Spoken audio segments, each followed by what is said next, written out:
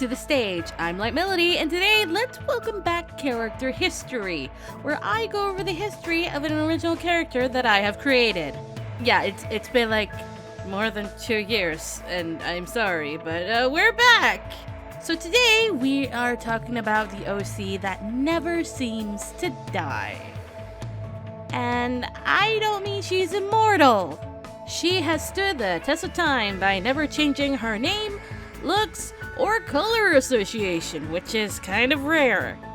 We are talking about Angel Mazaki. And yes, she was originally a Yu-Gi-Oh! GX OC, which is common among a fair bunch of my OCs. By the way, I have changed the name of phases to gens since the Jade video, so I am sorry for any confusion. I will put up a picture of Jade when I am talking about that specific phase or generation.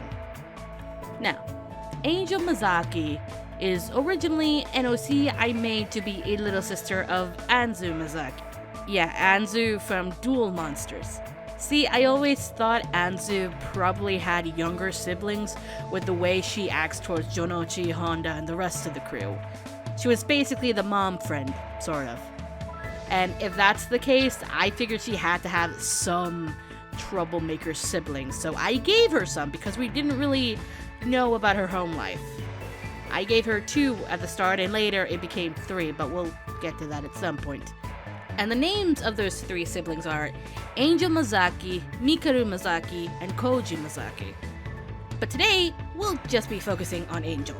And if you're wondering when I created her, let's say I have drawings of her from 5th or 6th grade, and I graduated high school in 2015, so yeah, she's an old bitch, but I love her. So since she was a Yu-Gi-Oh! GX OC, what was her purpose in it? If you remember, a bunch of these characters were like kind of sort of self-inserts or just inserted into the story.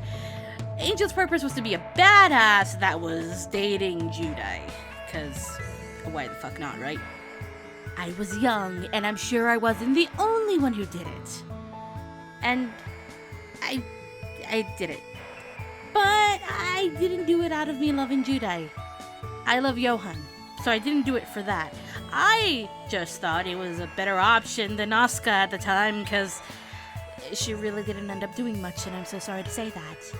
Asuka did a lot more in the manga, and it was more of a badass in that one chapter.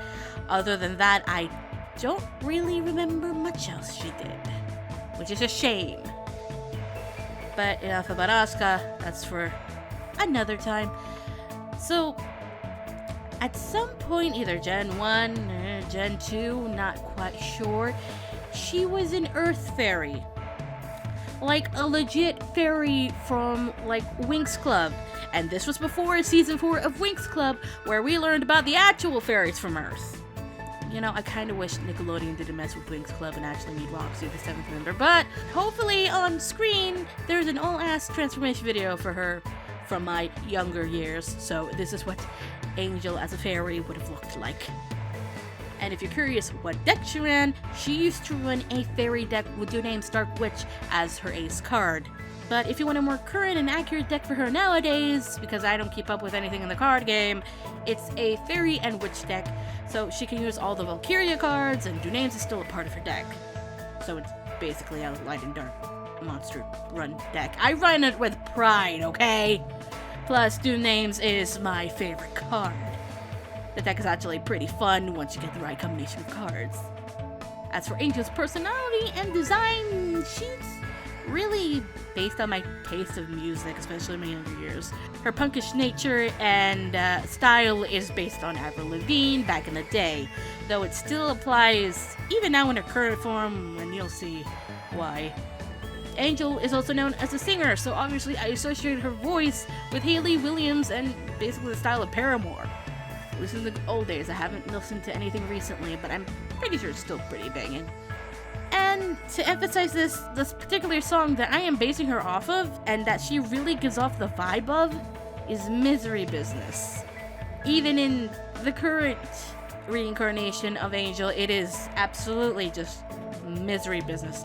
That is her whole personality. If you vibe with that song, you will vibe with Angel.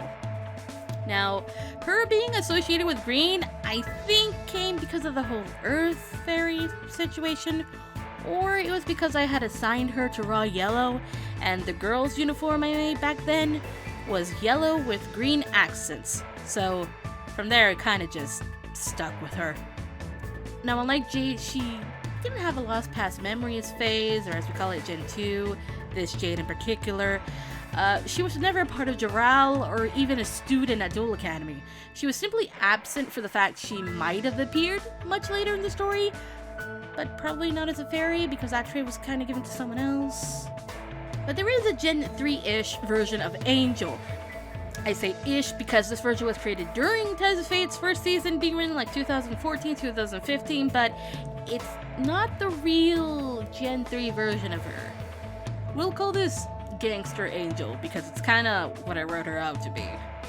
For some reason, this is still Duel Monsters and GX universe, a couple of years before GX actually, and Angel is the rebellious teenager who cheerleads at Domino High. She lives with Anzu and Yugi in the game shop because that left room for Koji and Mikuru to live more comfortably at home. Behind it all, Angel is actually the shadow leader of a gang called the Emerald Coast. And there are 3 lieutenants keeping everything in check: Zoe, Kanto, and Kane. They are one of 3 gangs in Domino who have a peace treaty among them so long as no one crosses boundaries. Angel's gang was associated with drug smuggling and selling. She was also partners with another gang leader, Renzo Koyama, leader of the Royal Dragonflies, and were also in a band Angel tried starting up with him and 2 other people in their school called Seven Strikes. You can kind of sort of read this story, I guess, a little bit. It didn't really get far, called High School Rebels, which is what this takes place. Angel also does appear in Life of a Shrine Maiden, but that appearance hasn't really happened. I can't quite remember if it did or not, but it's been stated that Angel used to babysit the kids, or at least take over her younger nephews when she was younger over to the shrine so that a particular person there could take care of them. But as for the story in Life as a Shrine Maiden, I'm actually not sure if she did appear or not, to be fair. She might have been mentioned, but that story, you can read it, I guess, if you find it. But since the story didn't get very far, eventually this little backstory evolved and gave us the current Angel Mazaki, though there is still a GX version of Angel out there. She exists in a GX movie script I once tried to write when I was bored. It focused more on the other people around Judai, and is actually not the one who saves the day, believe it or not. Angel is there, though not the focus, as she's invited to a tournament Pegasus had going on, and also later punches an officer in the face when he pushed Judai away from the problem area in the story, and then proceeded to start a riot as a distraction to get Judai and Co. into the said problem area. Now we have reached the proper Gen 3 version of Angel Mazaki, which is normally where there's a split in a character, but for Angel, I think most of her personality just went on to a original world. So this Angel Mazaki is actually part of Asteria's artist. It isn't a said and done world yet, it is much in the beginning phases like Ties of Fates was, but you can call it a sister story, because it's still the same universe, just in a different galaxy far away. Or maybe not, I don't know yet. Now let's explain this world a little bit. Any and all myth, gods, creatures, and lore of our world absolutely exists on Asteria. Asteria is a sister planet to Earth, or parallel, or alternate Earth. It's Earth, but not really. The Dream Makers created Asteria to see if, even with reincarnation in this planet being a thing, can new original life still be born?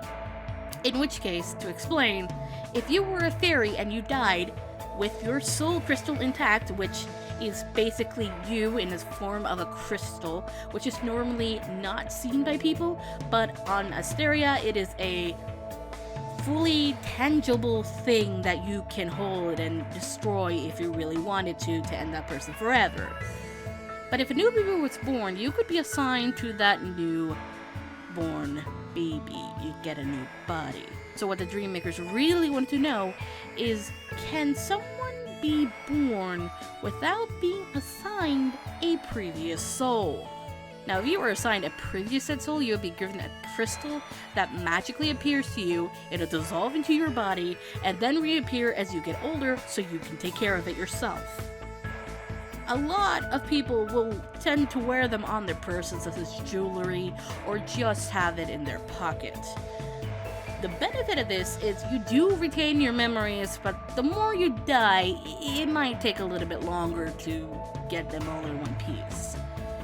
There are also cases of missing memories happening if a soul has been lost for a while. Say if one drowned at sea with no way to recover the soul crystal until it washes up. Unless, they belong to the sea, say a siren, a mermaid, whatever have you. So what happened to Angel Mazaki in this world? Well, have you ever heard of the 9 Muses? Yeah. Angel is 9 souls in one body because she was cursed by the Dreammakers for straying away from her normal duties. Example of normal duties retained. Say you were a succubus, but decided in your next life you didn't want men, you wanted women. Or you were a goddess and wanted to be male. Curses come in a variety of ways, but the most common is being born a half-Dreammaker. People on Asteria really don't like half-Dreammakers because the Dreammakers are the ones who brought this rule into law when it wasn't in place before, and blame the half-Dreammakers for this rule existing even though they had nothing to do with it. So what did the 9 Muses do? They decided to change just about every aspect of themselves, from their focus of the arts to gender to whatever else they wanted. So, because of this, the Dreammakers thought the appropriate punishment was for all 9 of them to inhabit one body. The current body collectively has over 25,000 years worth of memories. And most of that in the early years were probably corrupted because of the excessive alcohol and drug abuse Angel did, so her siblings would all think straight and not shout over each other in her head so they can focus. Sure, the effects lessen over the years, and she currently just resorts to drugs when her siblings start to get out of hand. But that's not the only thing that weakens, so does the curse. At the beginning, the siblings did not have the ability to separate from each other, but currently they do have the ability to switch out from sibling to sibling no matter who is the current host of the body. But since there are 9 characters here, instead of 1, let's introduce each muse in their current state from oldest to youngest. First up, the current host and the oldest, AD, who then went by Euterpe, and finally Angel. She is the leader of a band called 7 Strikes. I think this time around she doesn't have a gang but a bunch of bodyguards since she's famous that she calls the Emerald Coast. She's the lead vocalist and will switch to lead guitar when needed. She is also registered as an artist, meaning she is known to the public for having all of her memories and powers in full, but only as 8, thus keeping her curse a secret when the artist system was implemented. Her specialty is pop punk and affiliated with the wind. Her guitar can also tune into an axe in battle at the turn of a tuning machine.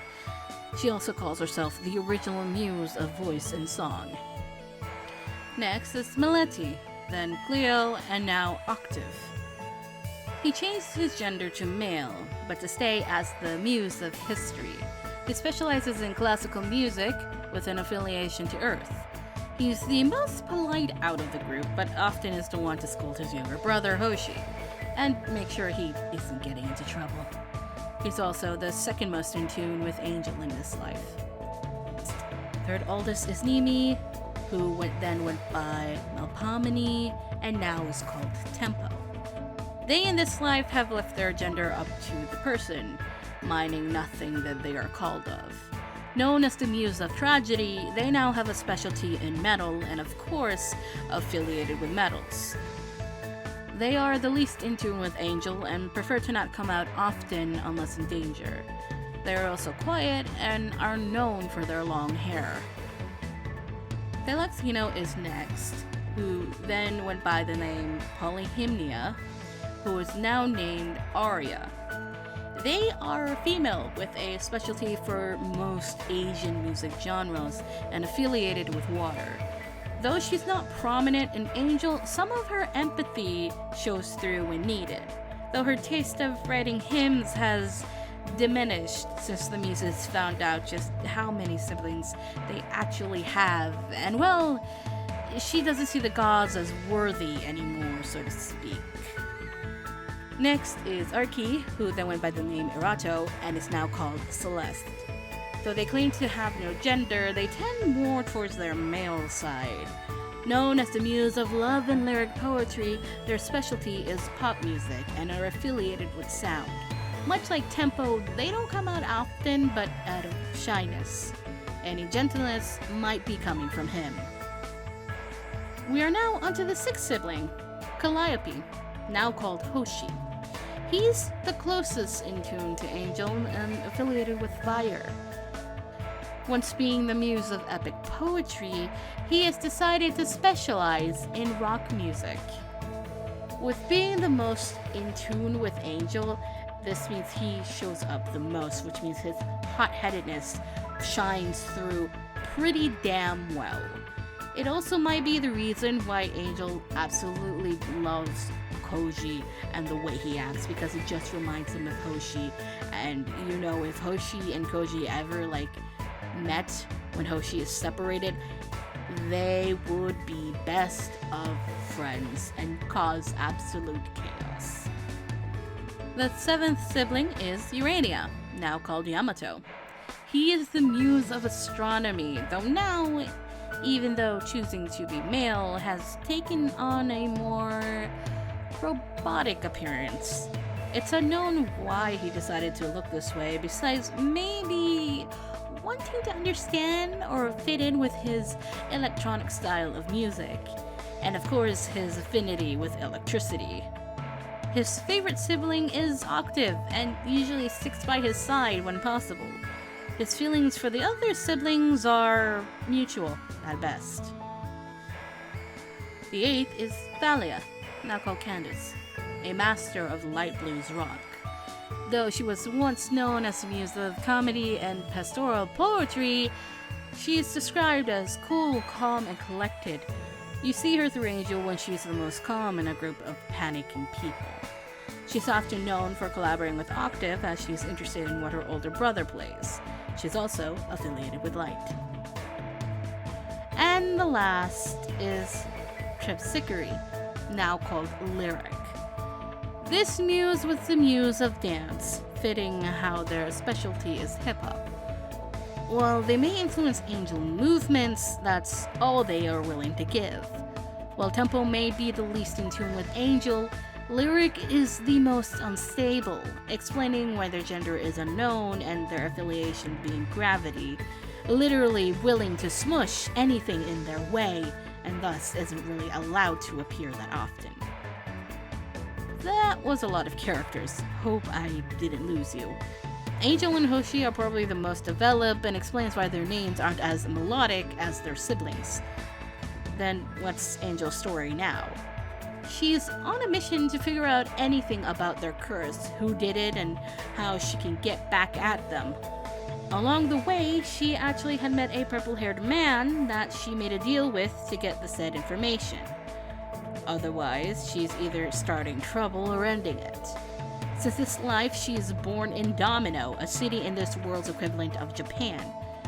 She ends up protecting it, but sometimes ends up traveling with her band to other countries, picking up people along the way with their troubles.